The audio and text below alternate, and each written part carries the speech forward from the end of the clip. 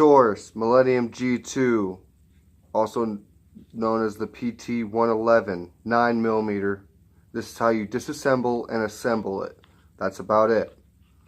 This is so you can clean it. You pull the clip out, first thing. That is the button right by your thumb. That removes the clip. Then you have a safety right here. That's fire, that's safety.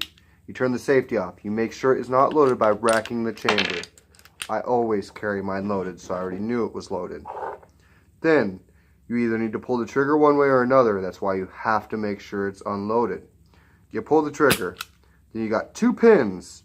One pin and another pin. You push them down at the same time, so you have to wrap your hammer around the complete gun. You push slightly on the barrel. You push the two pins. Push the two pins, and the slide comes right off. This, I am not disassembling the trigger assembly. If you're looking for that, it'll be in another video. Set that down. The barrel. Spring slides right out. You pull it up at the barrel end. So you got a plastic end and a metal end. The plastic end always aims towards the end of the barrel. So that's the polymer. It's not plastic, it's polymer. Then the barrel, you take your finger, push up on that. It comes right on out. And you could just dump it out too. Down, dump it out. It'll dump out. Then your firing pin is, give me 1 second, right here. So your firing pin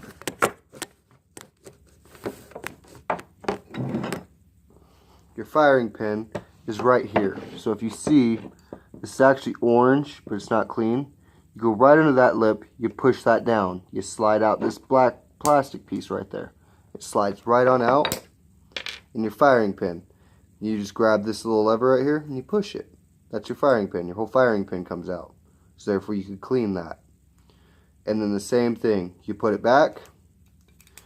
Thing is with the firing pin, it is spring loaded, so you're going to have to put it back a certain way. And if you spin the end of it will spin, but it needs to go in a certain way. So you basically put it in there, rotate it till it fits.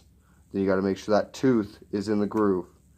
Then you're going to have to pull it down so it's spring loaded to push this back in.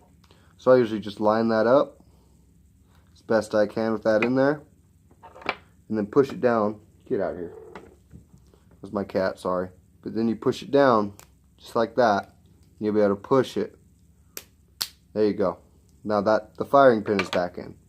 You put the barrel back in. That slides just like that. Slides just like right on in there, just like that.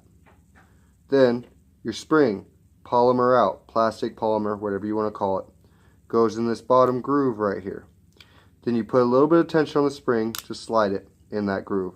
It's on the first groove, it's on the second groove, it's on the lower groove. Then when you assemble it back on the gun, there's two grooves, so there's a lip right there and a lip right there. You slide the back of it. See how it's grooved? You slide the back of it into those grooves. So therefore it's on the grooves just like that. If I can show you. And then when you're doing it though, you also have to account for this. So you got to make sure that that fits right on in there as well. And it slides back and you act like you're cocking it. And it's on there. And that's it. Thing is, then you slide your clip in. Then you cock it. And she's ready to fire and go. But when you reassemble it, try to do it without putting the spring or the barrel in it, because sometimes they jam up and you got to force them off and it could break things, vice versa.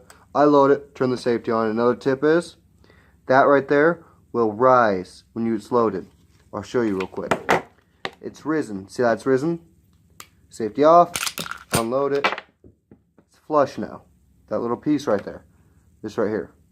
See how it goes up and down? It will tell you when there's a bullet in there. So if you don't know if it's loaded or not, if that's up like that, it's loaded. If it's down, it is not loaded. This is only on this model of gun. There are several similarities in other guns on how they do it too. But that's only on this model of gun. And I was going to say something else, but I think that's about it for now. But this is a very reliable gun. I've shot probably a couple thousand rounds through it, and I bought it last year. And I love it. I've gone to store looking for a 9mm, and they said this is the best, cheapest 9mm for the price. It's good looking, very good shooting. The accuracy's a little iffy. at longer distances, but I could shoot something up probably to 100 feet. I could probably hit a paper plate at 100 feet with it, and that's after shooting several thousand rounds, so it would practice with the accuracy. But these are very reliable, fire every time. If you shoot these, just do not get steel shells, because steel shells, I don't know what it is with them. I think they're just a little heavier, and they jam. Steel casings, there you go. Steel casings will jam in these. And this is the 9mm version. They also make a 40. I have no idea about the 40, but the 9mm, wonderful. The only flaw is they have a double trigger. And that double trigger, you have to squeeze the front of the trigger and then the trigger. Like I can pull the side of it, it won't go back. But if I pull it like that, let's make sure it's unloaded still. Yep, it's unloaded. So yeah, you have to pull it all the way back like that. But if I pull the side, it won't go back. But I have to get right in front of the trigger. But this is the Millennium G2 Pt111. Love it. Great gun. Really suggest it for out there for somebody that's looking for a cheap home defense gun. It's just way better than a high point, hands down. High points jam at times, and they're just a boat anchor. You can't hit shit with them. This is a lot more accurate than the high point as well. Sorry, I got distracted. The only thing that I would really suggest with it is maybe figure out in the future, I don't think they have them right now, is get a better trigger and the sights. Maybe get glow-in-the-dark sights or something. But as far as I am very happy with it. It is a wonderful piece. And I'm glad Taurus came out with it. I paid about $270 for this, brand new out of the box, lifetime warranty. And I'm not sure how the warranty goes back. And yes, my version is a little bit different than the other ones, because I have a hole up here that's for a slide lock. The gun comes with a key, so if you lock that, the slide will not move at all. You can't shoot it, you can't rack it, you can't load it, you can't unload it without that key. I've never personally used it because I don't care for it. I have no kids in the house, vice versa. But that is how you load, unload, as well as disassemble the Pt111 9mm Millennium G2. As you can see, it says Pt111 on the side, G2, and on the other side it says G2 Millennium. Just to show you, it is a Taurus, great gun. I'm over talking it, but you guys have a wonderful day. And yeah, and I also figured out something else that's kind of personal to me. I've never tried this. I'm not going to try it, but this is just for other people out there. I'm going to show you something, and this is just a theory. So every time you fire, there is a lever right here that pushes this down. Right there, and it clicks. See? You pull it, and it clicks. You pull it, and it clicks. That's what keeps it from being fully auto, is this. So, not condoning anything, I'm just letting you guys know. If this is removed, I'm not sure what would happen. May become fully auto, may not become fully auto. I'm not really 100% sure, but that's just a tip for some people, and I'm not condoning anything. I'm not trying it. It's still on my gun. I'm leaving it because I don't mind it. I'm in Idaho. You need a permit for a fully auto weapon, even if they're even legal in my state. And in most states, I know they're legal, but I like my gun the way it is. I just wanted to show you guys that.